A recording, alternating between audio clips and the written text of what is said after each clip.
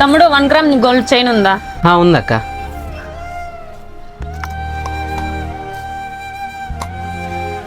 ఎంత తమ్ముడు? 850 అక్క. సరే స్కానర్కి వేస్తా. ఒక్క నిమిషం అక్క, నేను నెంబర్ చెప్తాను, దానికి వేయండి. సరే వచ్చింది చూడు తమ్ముడు.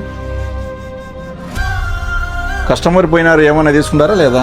ఏం తీసుకోలేదన్నా, నచ్చలేదంట. ఓ అవునా.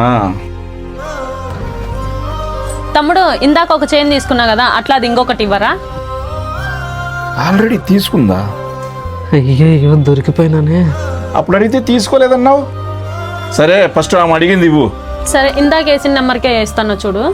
ఏమి షాపులో ఉండే స్కానర్కి ఏమైంది? ఏం అంకుల్ ఏమన్నా ప్రాబ్లమా?